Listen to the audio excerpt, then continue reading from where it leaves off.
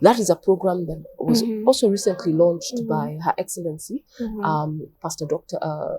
Dorcas Rigathi, in that same area, because there is a certain reverend who is at the forefront together with the community, just campaigning against substance abuse, but more so reintegration after recovery. And that is what we are looking out for. That's in the very community. Powerful to say, because sometimes, and I really want to appreciate the churches that have embraced this, because to be honest, not many churches have.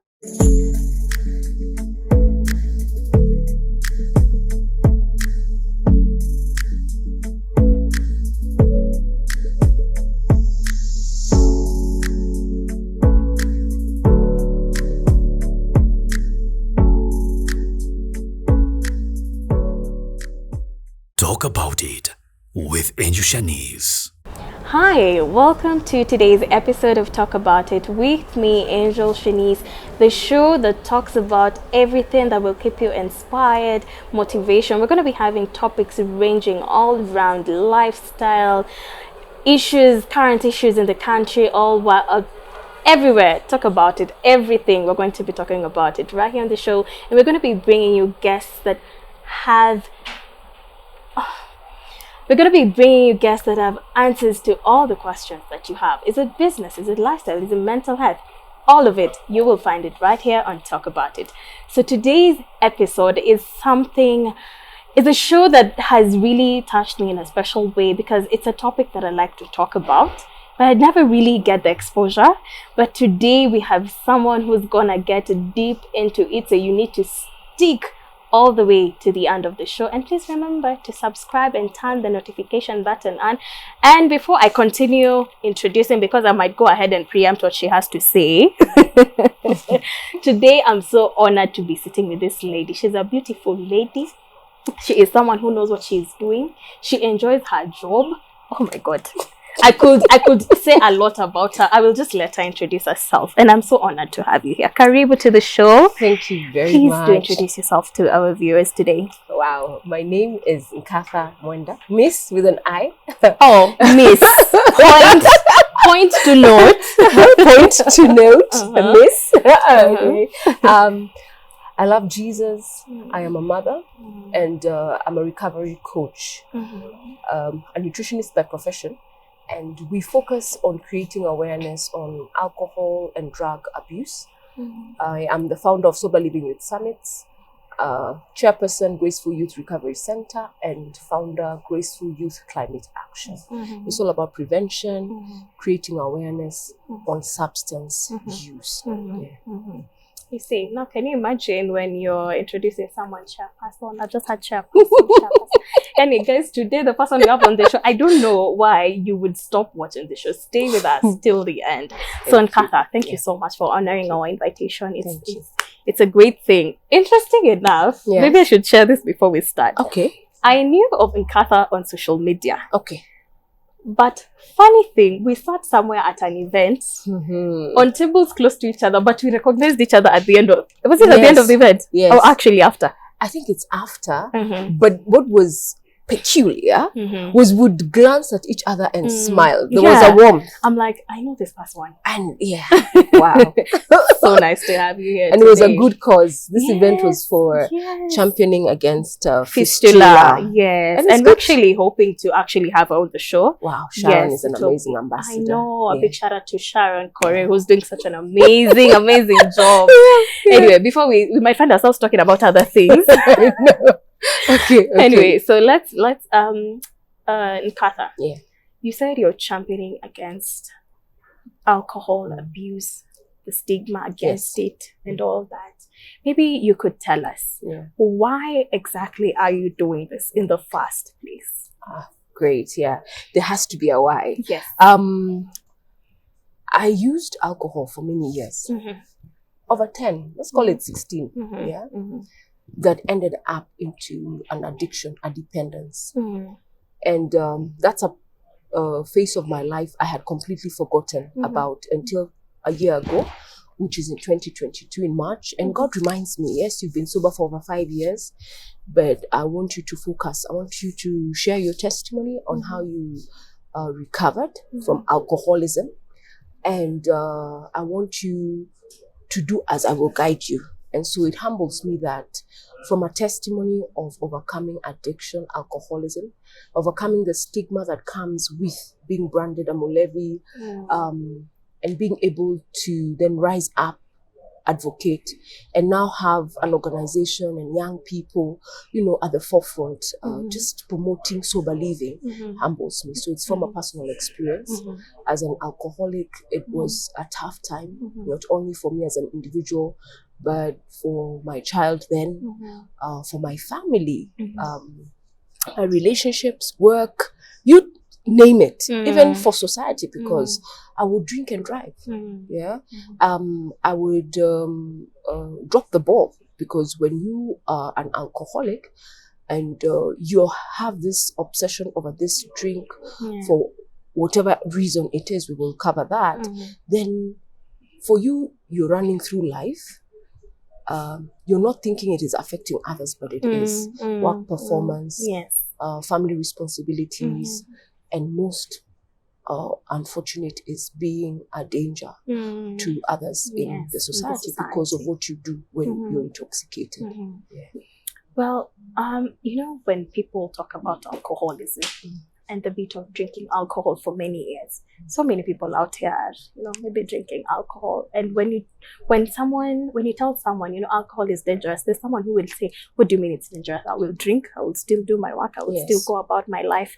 So maybe you could just share with us, what is this, to what extent is this that you can say alcohol tarnished your life? Like, you got to a point you're like, but this is too much.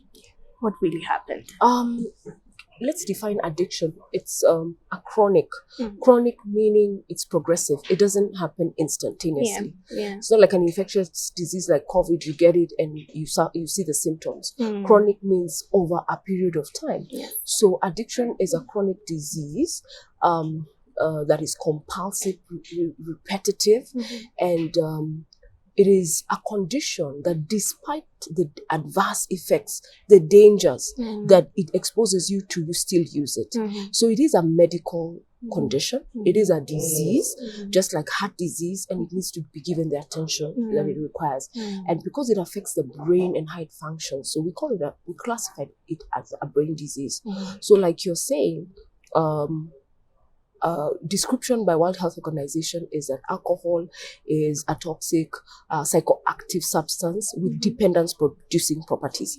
So you will take a drink casually, like many Kenyans, many people world over who one do. for the road. One for the road. But as you progressively take this substance, it could be alcohol, it could be a cigarette, it could be even the narcotics or these illegal drugs, as you take it progressively, because it has dependence-producing properties, something that you try to stop using, it becomes a challenge because you will have withdrawal symptoms. The body is used to it, like coffee as well. It has dependence-producing properties. So you try stopping and then you get the headache, you get the discomfort. So many people are using most of these substances because they give them comfort, they give them that temporary relief, and they have tried to stop it, but they are unable because of the withdrawal symptoms. Yes, of course. So we just need to be sensitive to that reality. It is a legal product in Kenya, world over. They tell us excessive use is harmful for your health, which is misleading because it's not excessive use, it's any amount of alcohol. Any amount of use, so we need to have that information. If I had that information, maybe when I was that 18-year-old experimenting, I'm not so sure if I would have indulged, because it is easier not to use drugs than it is to get out, because of what we have just said. Kutoka ni shida. Getting out is a challenge. Getting in is easy, but the bit of getting out is a whole other issue. Because it changes the way your body functions. Your body gets dependent on it. And there's some drugs that have adverse effects, like the cocaine and the heroin, because you get addicted faster. Anything that is smoked or used intravenously has faster effect than something that you drink.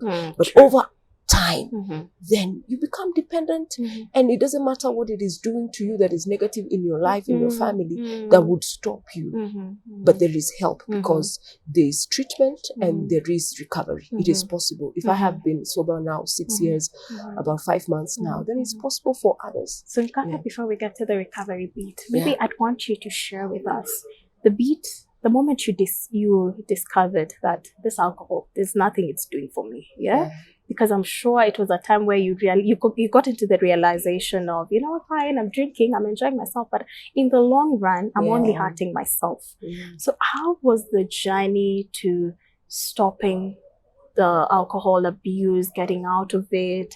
How was it for you, for your family, for the people, the people around you? How was that for you? Wow. To start with, chronicles of an alcoholic or a levy are almost standard, because it doesn't really matter what you're using. Anything that intoxicates and is affecting the brain, then you'll notice the habits are the same.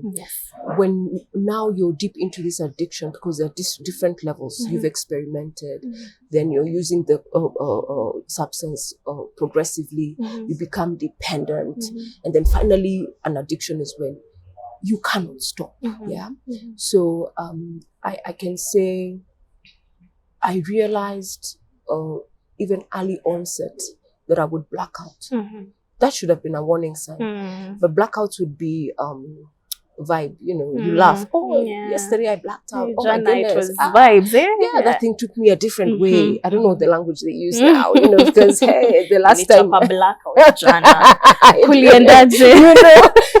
so it's those are signs that I didn't take seriously. And I remember even when I would black out or I would get into a near-death accident, because there were quite a number of those using the vehicles that I would use, or I have also gotten into situations of attempted rape, violation. I've also there's once, I'm just sharing the highlights that now, you know, you sit down and say, no, that is not normal behavior. I remember one time there was roadblocks on my road, and I had the audacity in my highness to come out and, you know, tell the police I want to help them direct traffic. Because what? You know, because I was high. You know, that's reckless. And apparently I knew these cops, and, you know, I'm ratting out the system perhaps, but I think I had gotten used to them. They'd gotten used to me. I probably would make a call to a higher, you know, authority, and they would tell them, actually, I'm just showing you the gaps, because those are gaps. Yes, of course. What is enabling this this abuse? You know, I should have been arrested immediately, but here I really jumped to. This is Kenya, and yes, and endangering lives. So those are the kind of incidences I would get into, and I would sit and say, no, why did I do that? And many people regret. Many people, unfortunately, it's too late to regret, because there are accidents that have turned fatal. So at home, with my child then, my priority was a drink. So yes, I would hang out with my son then, but most of the time I would have rather been at a party or getting high, you know. And so it interfered with the quality time, because you need, as a parent, you have responsibilities, and it is your responsibility to take care, to nurture, to affirm your child. And so obviously my son did suffer the neglect, you know, just not being there for him as I should have been. Because when you're intoxicated and you're a parent, you obviously are not 100% there, you know, in one way or another. Was there in front of him drunk? No. But it is the hangovers when you're resting. Imagine drinking or taking a substance that gives you hangovers, that gives you symptoms of, that gives you that has you unable to do anything, to function. I mean, what is this thing we're using really? So such incidences, I really had to look back and say, you know, God, I need help. I have tried to stop, because there are several times I've even stopped drinking for 6 months, and then the day I told myself, you've been sober for 6 months, then you have control, just try it. Then got me back into the spiral. So addiction is so in this lack of instance, control. Yeah. when you found yourself, fine, I've done 6 months, I've done maybe 2 months, 3 months without drinking alcohol. What really triggered you to going back? Because I know at the back of your mind, you're like, no, I'm endangering my life. What I'm doing is not right. But you still found yourself going back. Like what could you say would have been, like I said, triggering? Must have been the environment. But remember, addiction is a brain disease. It's compulsive with constant relapses. So you'll be sober for, say, 10 days and go back, maybe because you hang out with people who were drinking, or you were not feeling so good about yourself and you wanted something to soothe you, because the substance is ideally not the thing. It is what is causing you to be drawn to a substance or a habit to make you feel better about yourself.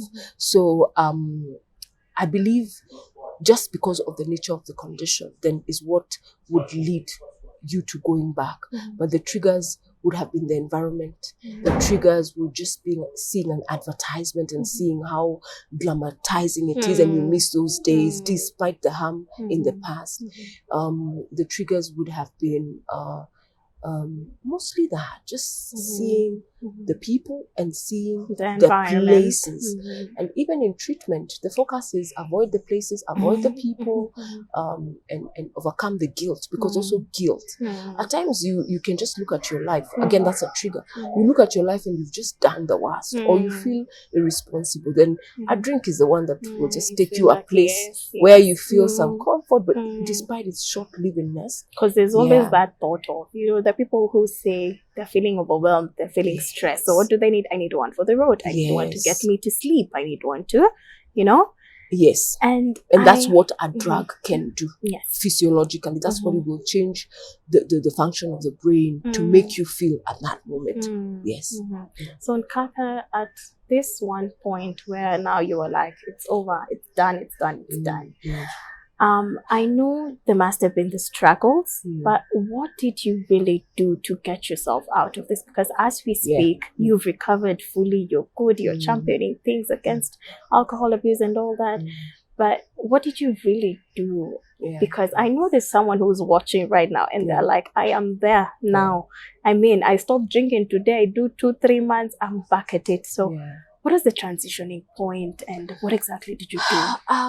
The year was 2016, is when I actually had a reflection of my life and how things had turned out, and I was not happy.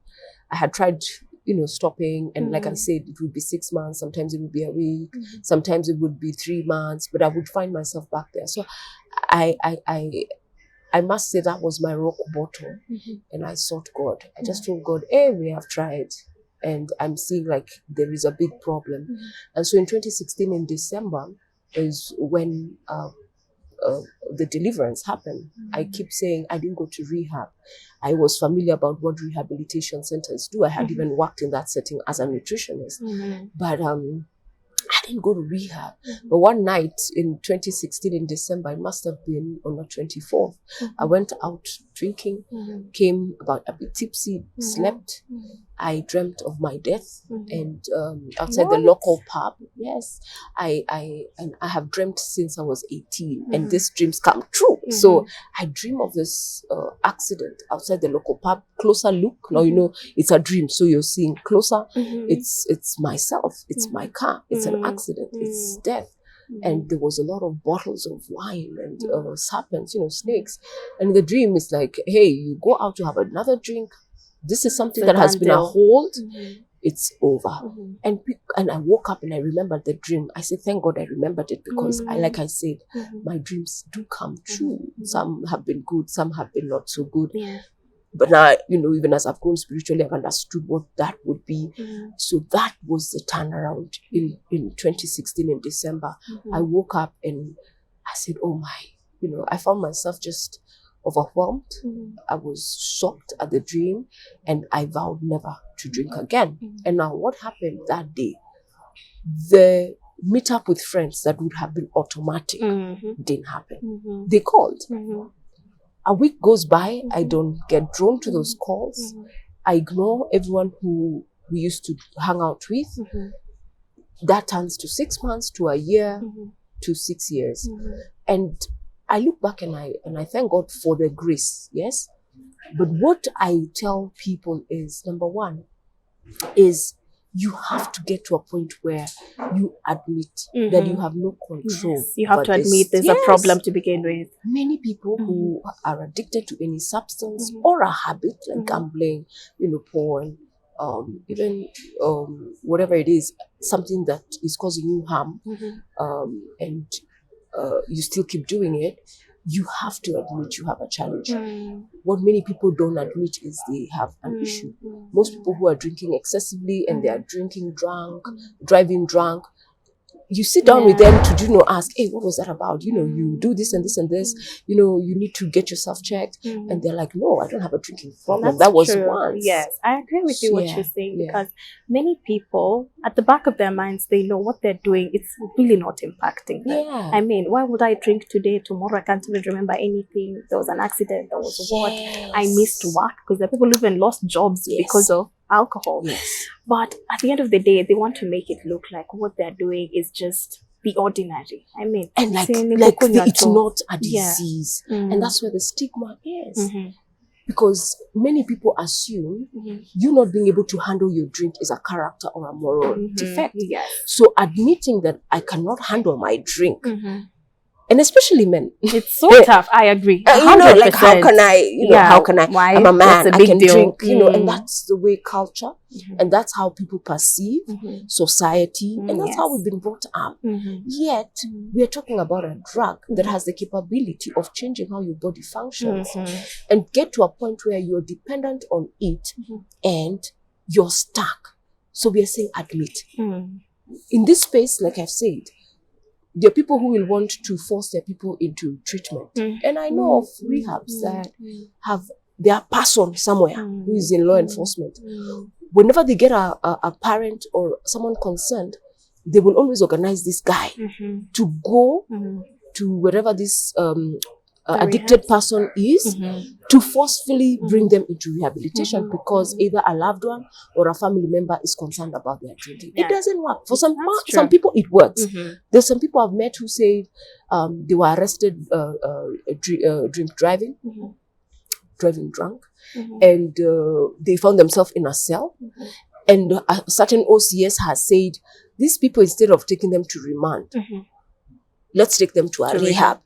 And I have a particular friend who has a rehab, and I refer quite a number of clients there. That is his story. So he tells me he uploads that OCS who ensured they were all taken to rehab. It was not free, because their people were contacted.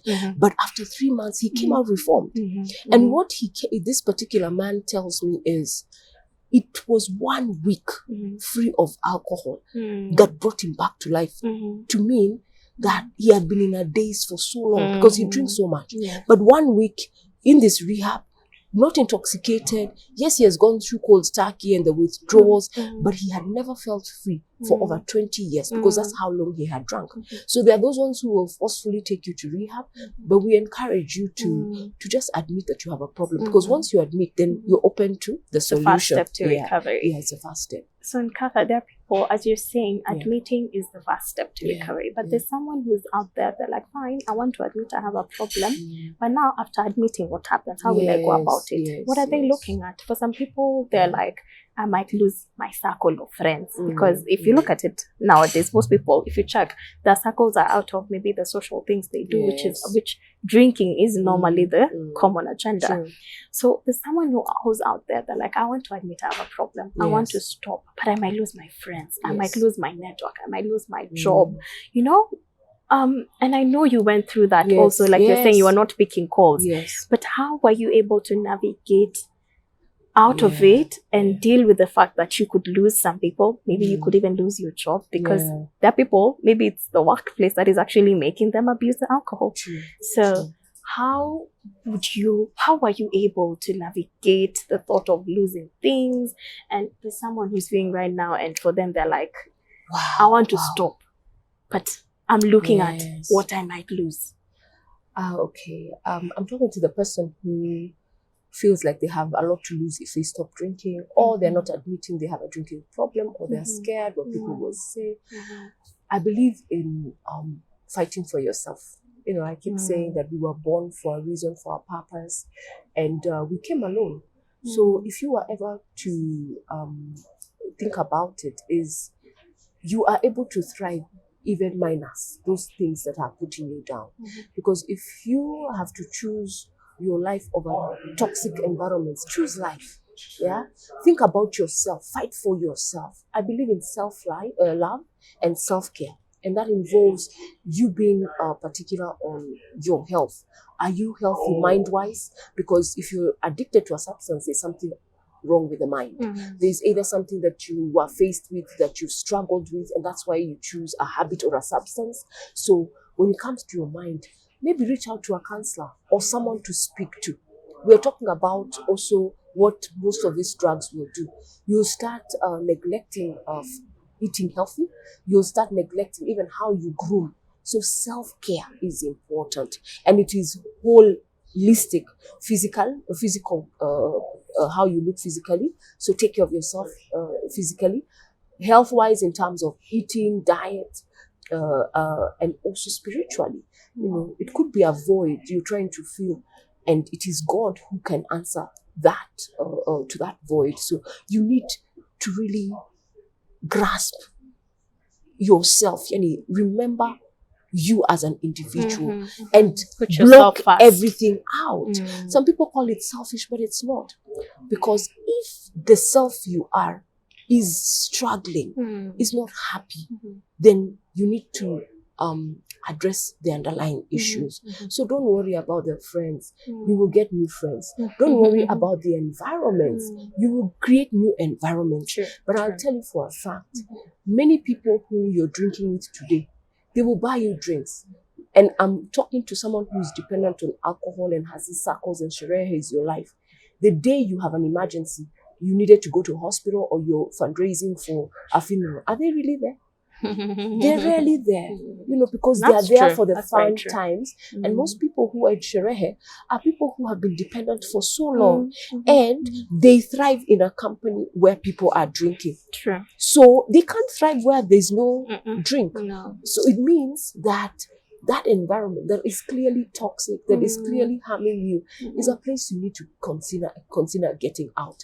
I am happy that there are quite a number of helplines. Nkatha has a helpline, 1192.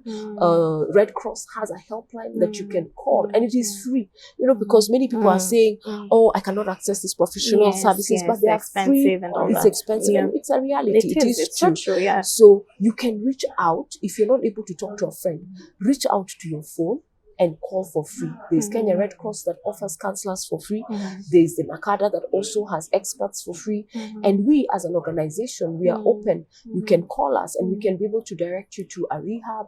Or there are some people who don't need rehab, which is inpatient for 3 months and onwards. There are those who just needed someone to talk to. Because we focus on psychosocial support. There has to be something that has happened to you that has led you to being addicted. So we are able to lead you to the addiction experts, to the counselors, even psychiatrists, because some addictions present themselves also because of a mental health condition. That's true. That's very true. Or some, you develop a mental health condition because of the addiction. So we cannot ignore the experts in that field, and we are able to guide you in that direction. But like we said, number one, admit. Number two, look for help. The help is there. Don't be limited by people saying it's too expensive. There are free services also available. And even today in the county hospitals, there is mental health help desks. You can be able to also get that help from there. But just seek for help. Even a friend can help you. Find someone to talk to. I'm glad that you've put out some of the methods or recovery programs that are out there and how people can get help. Because there's someone who's there, fine, they know there's a problem, but for them, all they know is rehab. And to be honest, rehab has really been put as a very bad image in the society. The people, when you hear, let's be honest, when you hear the name rehab, you're just thinking prison, you're thinking bad things. You don't looking at the the good of it. Positive, Yeah, yes. there's no positive about it. Yes. So maybe Nkatha, you can also share with us, because being an expert in this field, there's a lot of recovery methods, maybe besides the helpline, the counselors. Are there any other methods or programs available for people who are dealing with alcohol addiction out here? Yeah, maybe share with us a bit. Most of the treatment options, like there is the outpatient and inpatient, so once someone reaches out, there's an assessment. You have to do an assessment so that you can be able to make the right decision for this person. There are those ones who may need an outpatient, meaning they come to the facility daily and go back to their places. And here they will get the psychosocial support. They'll be linked up with a counselor. They'll be linked up with a psychiatrist if they need to. And then there's also the inpatient, where after the assessment, then there is a need, either to go through detoxification, because different drugs present differently. The alcohol will not have the same adverse effects like cocaine, which is illegal, but is abused heavily. And we'll talk about some statistics slightly maybe later. But assessment is important to be able to know whether you will need an outpatient or an inpatient program. And what I admire also in the communities, because there's also been focus on by the government on curbing illicit brews and the counterfeits. I've been able to work in Kiambu County and see a program that is really flourishing.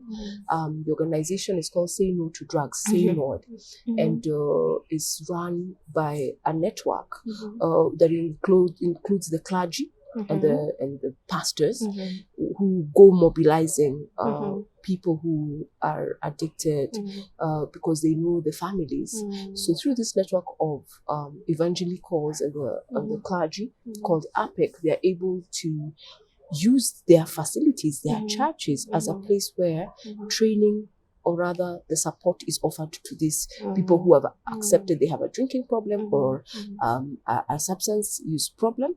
And then with the pastors, together with psychosocial support, which is a counselor, they're able to take these people through a 1-month program.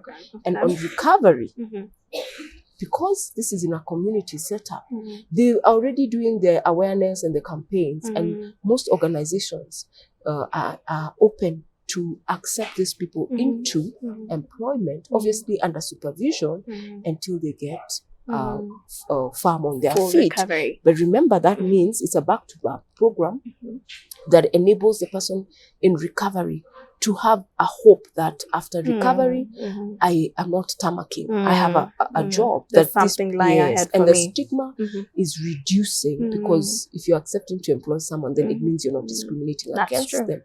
So that is a program that was also recently launched by Her Excellency, Pastor Dr. Dorcas Rigathi, in that same area, because there is a certain reverend who is at the forefront, together with the community, just campaigning against substance abuse, but more so reintegration after recovery. And that is what we are looking out for in the community. Powerful to say, because sometimes, and I really want to appreciate the churches that have embraced this, because to be honest, not many churches have embraced the issues of drug and substance abuse, because most churches, what they do is condemn. There are pastors out there, instead of helping someone, they will condemn you. And when you feel condemned, you don't want to deal with the problem. You'd rather shelve it, and I'd rather people know, no, I'm dealing with this. So what will I do? I will stay away from the church. I will stay away from these societies that are helping. So besides the church, like the way we stated in Kiambu County, the government, you've also mentioned the government. Do you feel like all organizations or institutions have really embraced this? Because that is just one church to mention. That is one pastor. But do you feel like in this country, churches and maybe the government and other institutions, even certain workplaces, have really embraced the fight against alcohol addiction? And if not, maybe what do you feel ought to be done, or what do you think needs to change? When I look at it, for my my opinion is that a lot can be done. And of recent times, there has been some change, even with the government. They have a body, Nkatha, that's at the forefront against, alcohol and substance abuse. I must say for them, there is some changes all of a sudden, that they've been working with communities, they have been doing this and that, but there've been changes in the board and even in that institution that we are seeing them available, unlike before. And we celebrated the 35th International Day Against Drug Abuse and Illicit Trafficking. And this year's theme was just what the government needs to run with, organization needs to run with, because it's saying people first. So that's why I have this here, people first. And when you have people first, then you are willing to accommodate their weaknesses, because addiction is obviously a weakness, as it is a disease. For sure. And like you said, many churches are shunning, many institutions are shunning because they think it's a moral issue. So when you put people first, then you want to understand, what is this addiction? Why is my employee behaving in a certain way? What is my husband or my son or my child?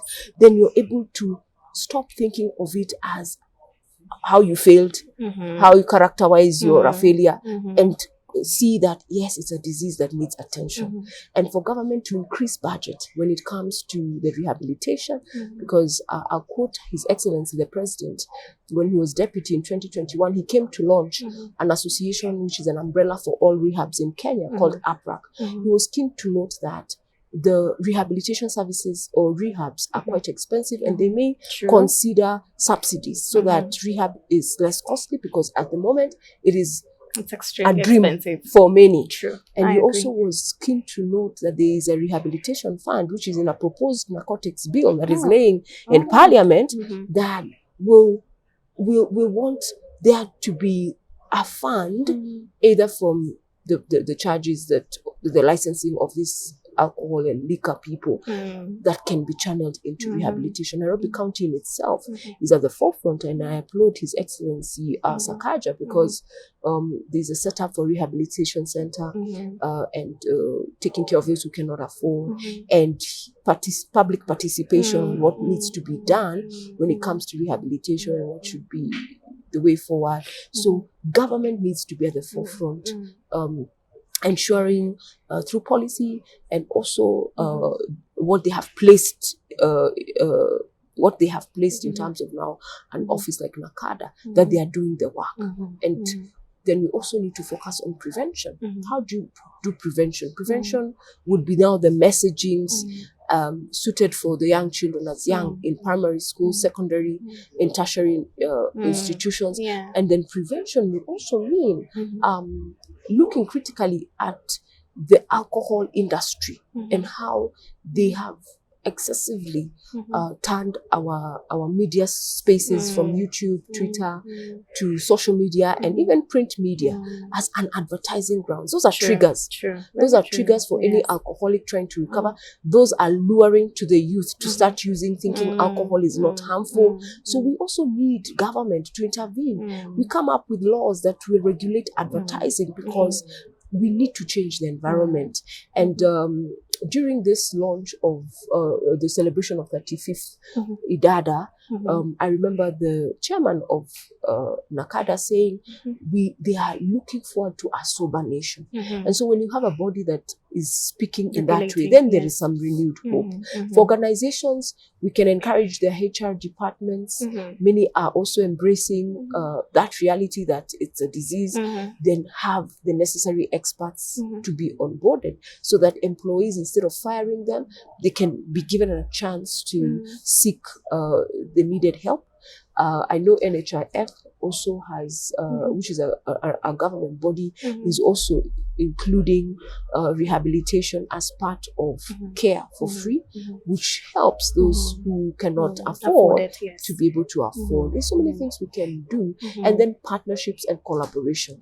We really encourage organizations, national government as well as non-government to just collaborate and partner so that we can be able to have a wide reach throughout the country. Now that the focus is on alcohol and drugs, let us encourage, let us collaborate with those who are already working so that we can have this campaign all over the country, preventing. Like I said, it is easier, to prevent, to prevent than to manage, Mm-hmm. because addiction is a tough disease, but I agree with you, it is Nkatha. manageable. Yeah. But what they say, prevention is better than cure. Yes, But it's easier said than done. true. Because right now, even look at kids 13, 12, even below that, they've been exposed to alcohol at a very young age, whereby you're finding parents will expose them to alcohol by all means, maybe in the house, when they go to parties or wherever they go. And also, like you're saying, they're also exposed to the advertisements, because to be honest right now, even move around Nairobi alone, look at the billboards around. I mean, I don't think you can go for a kilometer without coming across a billboard or an advertisement, an alcohol. An alcohol brand. And of course, the way it's been put, kids or even anybody else, they really, hey, it's so enticing. I want to know what is this, and so prevention is easier said than done, Nkatha. But what can we really do to help these kids or the younger people or someone who is out there, they've never abused alcohol, to actually prevent them from even trying it out? I believe in community interventions. And like we've said, some things are easier said than done. So for us, I may not talk about so many, but for us as an organization, which is Graceful Youth Recovery Centre, that was set up last year because of those challenges that we are facing, people who reach out to us struggling with addictions, we decided to set up what we are calling, let me just show you what we are. So we are Graceful, Recovery Centre. Nice. And so because of prevention, we set up Graceful Youth Climate Action. And what we are doing is we identified activities that are fun to do in the community. And things like sports attract many. And things like planting trees is what we decided to do. We protect nature. Which you have done a lot, and I applaud you for that, because you and the environment are also, that's something you do very widely, and a big applaud for doing that. Thank you. That came as an idea because, like I've said, ideas have been coming up because we want the youth engaged. We want them not to think of the alcohol and the substance and that glamour life. So through the climate action is a group of young people, some in university, others just cleared high school, and they join us as long as you're 18 to 35, and we have partnerships with different schools from primary, secondary, and universities. And what we do is we go plant trees. As we speak on climate change, then we do mentorship. We'll talk about sober living. And we have obviously package talks for the primary children, for secondary, because there's a language you can speak that they can understand. As an adult, a child may not understand. So we tailor make it. But what we have noticed is, as we have continued planting trees, as we've continued going to institutions, the young people want to join. The young people so they're saying, actually embracing it. They're embracing it. But that is one of the many. In some other areas I have seen, they use sport, football.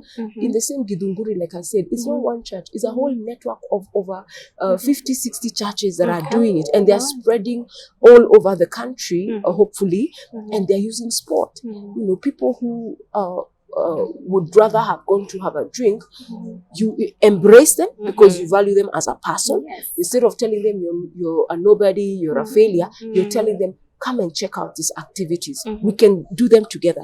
In that Githunguri area, they have say no to drugs, they say no to football teams that are actually participating in tournaments with other groups. But what this group has is people who have gone through the program and now they are free from the drugs and are involved in sports. So there are very many other activities that government, that local communities, counties can embrace to promote prevention. You don't have to be a statistic. Like I said, the stigma, why for a moment when God told me to speak about my journey in March of last year, why it was so hard to make that decision was, I wondered what people would think of me and my family, because many will cluster you, and they will just judge like we you. were saying, people are afraid of what will happen. What will people say? True. Yeah. So we need to break stigma by embracing these people, encouraging them to get into recovery, and also then perceiving them as recovered persons who are productive, and embracing and reintegrating them without bias. That is what Stop Discrimination and Stop Stigma is about. And I believe, as I'm doing what I'm doing with the over 100 youth in our organization who are from all over the country, are doing in their own areas, we can light. And I'm one of the many organizations. So I would encourage people, at times you don't have to wait. You don't have to wait for government. You don't have to wait for people. Yes. You can start something that can change the world and build momentum, and it becomes a movement. So we are believing in, someone the other day was asking me, where do you see yourself in 3 years? And I was quick to say, I see hundreds and thousands of youth promoting sober living and living it in their communities. Yes. And so it's not about where we'll be in 3 years' time. It's about the people. That there are people who embrace sobriety, as we also urge government to ensure our environments are safe, especially with that advertising of alcohol. It's just too much. Many people think alcohol does not cause harm. They think it is the illicit. They think it's a counterfeit. But I'll tell you, alcohol law is back. Most people who are being netted or arrested, busa. They haven't. They're drinking the sweet, the good stuff. They're drinking the good stuff. You know, the good stuff for the big boys. And it's the same damage to the liver, to the kidney, to the brain. Because Mulevis are known to do crazy things. It's because of the brain. Your brain, you become you make decisions that are questionable because at that state of mind, which most drugs will alter, then you're at a risk of so many things. So prevention, yes, and then all hands on deck, that we can be involved. Parents, take up your responsibilities. We are the ones who are sending children to buy cigarettes. Then you're telling them don't smoke. Then of course experiment. I mean, I also want to know, what is this that you're telling me to buy, you know? And then cannabis is the one that is also an illegal drug that is being used. Nkatha survey of 2022 is telling us cannabis is bangi is the one that's being used more than ever. And I believe it's because it's easily accessed and it's less costly as compared to alcohol. Although alcohol is the number one substance of abuse, and especially in the age group of 15 to 65. Imagine 15-year-olds addicted in rehabs. They're admitting under 18s because they started using at a young age. So there are so many things we can do, even as an individual, in your home, in your family, in your community, in your county. And what I applaud also, again, I reference the Synod program because I've seen it. I've been there at times. I've gone to speak because it's in my county, and the Nyumba Kumi has been very instrumental, where you find people responsible. They question why underage are drinking. They question why someone is drinking from morning to evening. If we can be responsible of our neighbors, in general, then we can help. And like it says, people first. Obviously, addiction affects the brain, and that's why the behavior will change. And many people are assuming, find it hard to deal with people's behaviors, but we can be able to empathize and help the environment to be better, you know, to make the world a better place. The environment and how we address them will be much better for them also to embrace the positivity and the change. It's a lot of work, but we are willing to do it. So Nkatha, I'm glad you actually said we are willing to do it, because I was about to ask you, for you as someone who's championing against alcohol and drug abuse, how exactly are you helping people? Tell us a bit about the programs that you have. And there's someone who's there, they're viewing and they're like, okay, fine, I'm battling alcohol addiction. How can I go to Nkatha? Or if I can't reach Nkatha, which programs are available? How can I access them? Which institutions are available for me to access? Wonderful. I'll start with you who may have a condition. You can reach us on 0722 93 0722934273. 0722934273. We are Graceful Youth Recovery Centre. We'll be able to answer your calls, set up a meeting or online or physically, and be able to guide you where to go. Number 2, as Graceful Youth Recovery Centre, our focus is on sober living. So we do have a summit we call Sober Living Youth Summit, and we partner with mental health experts, addiction experts. We also have had Nkatha on board last year. We have our next summit in November of this year, and it's going to be big. And we're looking at corporates who come on board to highlight, sober living, and then offer solutions. That's why we are having the mental health experts, the addiction experts. The highlight of this summit is usually the lived experiences. Many people love testimonies, and there are so many people who have overcome cocaine addiction, alcohol addiction, like myself. Men, women. Women mostly are shy to admit they had challenges because they are either mothers, they are perceived differently, they amongst other things. But those are what we are known for. So we do Sober Living Youth Summits, and we call on partners, in the corporate, non-governmental, even government, to work with us as well as working with them to just ensure we are a sober nation. And we also have the Graceful Youth Climate Action. This is a movement of young people who are planting trees as we mentor the young people in institutions, primary, secondary schools, universities, and you can reach out to us on the same number. We're on social media as Graceful Youth Climate Action, as Graceful Youth Recovery Centre, and as Miss Nkatha Mwenda. So to join us, just reach out to us. We'll show you what to do, because we are also members of the APRAC, Addiction Prevention and Rehabilitation Association of Kenya. Because of being a member, we also have the access of all rehabilitation centers in Kenya, and we can be able to refer you to the best facility that suits your needs, suits your needs. We are all different. We have all needs. We are all different ages. But number 1 is reach out. Reach out today. Do not struggle on your own. Admit there is a challenge, and start the recovery. I also believe in God. God is able to do abundantly more than you ever imagined. And in the same Bible, it says, ask and you shall be given, seek and you shall find, knock and the door shall be opened. So God plays a key factor. Even in recovery, there's something we call 12-step. The 12-step is a 12-step of recovery that is used for rehabilitation all over the world. And number 1, you have to admit.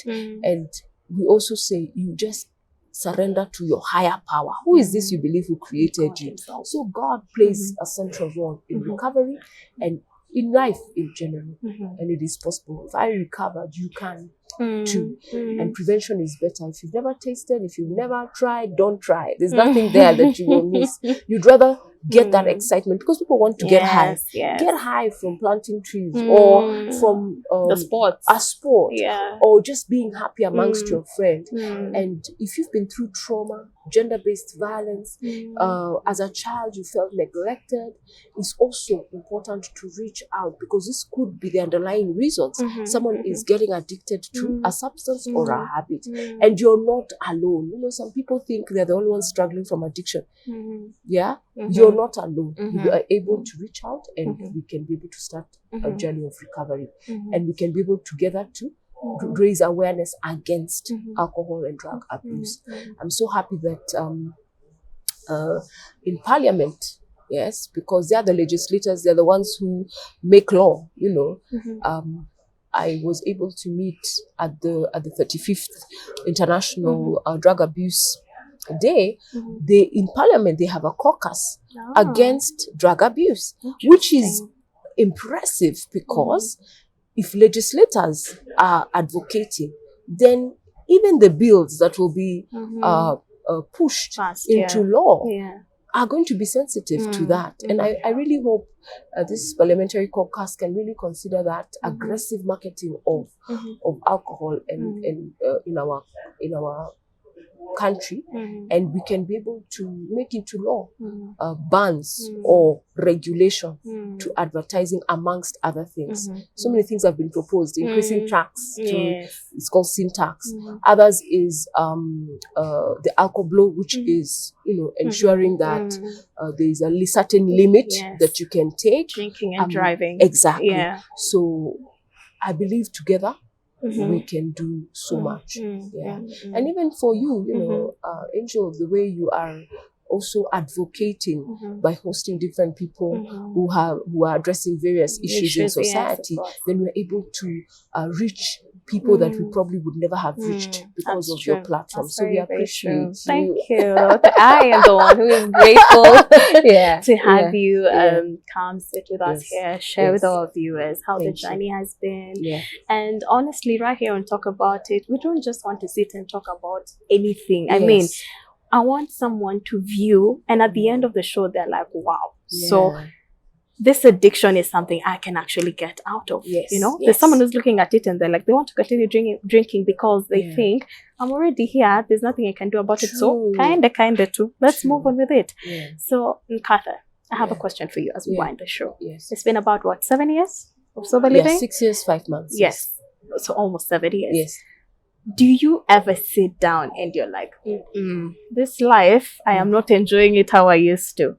Do Okay. you have? Because I know there's someone who's sitting there Yeah. and they're thinking of, "Huko mbele, what will happen? Will I be able to Yes. actually live life, enjoy life, go about life without this alcohol?" Funny enough, Uh-huh. I don't miss that life in real sense. I still see it because I've been invited to functions and I have sat and only later on realized, oh my goodness, that table was laden with. But when you live a sober life, it will become a part of life and you get used to it. So don't worry about missing out, because there's a fear of missing out. You won't FOMO. miss out. What you will actually have is more time that is clear. You spend time with the people or doing the things that you value. God forbid, like I look at the 7-8 months we've been doing this, there's so much that has come out of it. And even people who will call me and tell me, hey, I've not been drinking for the last 7 months because I watched your video or I heard you. And they're saying they don't miss it because an intoxicated life, as exciting as it was then, it is the damage that people dread, but they still do it because they don't know how to get out. So I don't miss out on anything, and I hope even as you decide to get into recovery, you will overcome it day by day. We celebrate the small steps. 1 hour of sobriety, 24 hours Still of sobriety. counts. It counts a day at a time until a day when you are like, oh my goodness, I can't believe I drank for 10 years and I thought life was okay until now, I'm 5 years sober or 1 year sober and life makes sense. So many people do fear. We've taken many people to rehab and they've said, yes, I want to go to rehab. A week later, they're still there saying, oh my goodness, I still miss that. I wish I took that one shot. And because they're in an environment of treatment and because of the approach, in 3 months' time, I believe they will have a different mindset. And with the right environment and right attitude of responsibility as an individual, then they can make it. They can make it. All right. It's not everyone who enjoys being sober, but it is offering you a new life of dignity, a new life of hope, of being able to do things free from being held by something that had actually taken everything from you, from finances, a family, peace of mind. So try it. There's nothing easy. So you try it. Just need a to day start. at a time. Yeah. So Nkatha, thank you so much. It's such an honor to be sitting here with you. Thank you. And of course, congratulations on your Thank you. journey, because Thank you. the recovery journey is not easy. True. I know battling 6 months 6 years, sorry, Yes. 5 months. It's not been an easy journey, so Yes. congratulations. Yes. And I mean, guys, if you're out there, look at her, she's so beautiful. And I know at that time she was like, surely, you know, and I can tell, I can only imagine the transformation. Yes, So yes, congratulations. yes. Thank you, And maybe thank as you. we wind up the Yeah, show, yeah. Nkatha, you could just share with us, how can people reach you once again? I know you Okay. had shared. Okay. You had already shared. Yes. Maybe share with us, are there any social media handles, Okay. any number, and maybe you could even give us a location of where Okay. they could reach you. You can reach me on 0722 934273. On social media as at Miss Nkatha Mwenda on Facebook, Instagram, and YouTube. Graceful Youth Recovery Centre on Facebook, Graceful Youth Recovery on Instagram, and Graceful Youth Climate Action on Instagram. Our physical location is on Limuru Road at a place we're calling C12. That's the headquarters of APRA. That's where we do most of our activities. As a center, we are in Kiambu County, and we'll be able to give you our locations when you reach out. Yeah.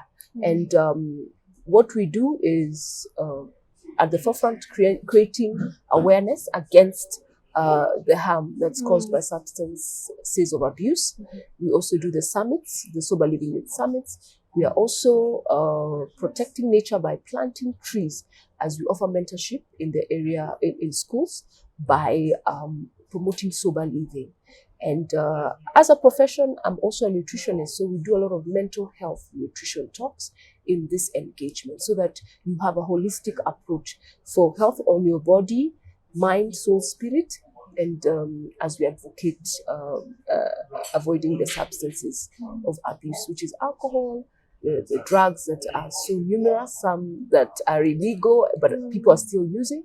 And we're happy to have you call us and come on board. We have solutions. Yeah. This is amazing, Nkatha. May God bless you. Thank you. As you even continue doing the amazing job that you're Yes. doing. So guys, if you're out there, maybe I know so many people out here think alcohol is just a normal thing, especially alcohol addiction. If you're out there, you're battling, and maybe you know someone, doesn't necessarily have to be you, who is battling alcohol addiction, please reach out to Nkatha Mwenda, Miss Nkatha Mwenda on Instagram, and you can reach her on her number, and please, it will be a great thing if we ever sit here and I hear someone somewhere said, I watched talk about it and I got my help from there. Yeah.